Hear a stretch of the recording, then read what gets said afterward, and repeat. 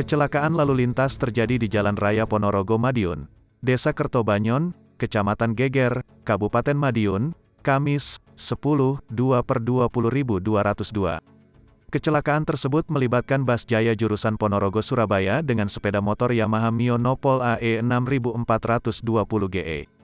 Dari pantauan tribunjatim.com, bus Nopol AE 7492 US tersebut menabrak sebuah pohon hingga tumbang dan menyebabkan bodi bagian depan ringsek. Sementara sepeda motor mengalami kerusakan di bagian belakang hingga menyebabkan lampu dan bodi belakang pecah. Kecelakaan tersebut bermula saat bus Jaya tersebut melaju dari arah Ponorogo menuju Madiun. Sesampainya di tempat kejadian perkara, TKP, bus tersebut menghindari sedan putih yang melaju dari arah berlawanan. Awal kejadian itu ada sedan ngeblong, menyalip, saya menghindari ke kiri, lalu mau ambil kanan ternyata ada motor itu, kata sopir bus, Tuyuni, Kamis, tanggal 10 Februari tahun 2022. Motor tersebut saat itu sedang berhenti di marka tengah hendak menyeberang masuk ke gang.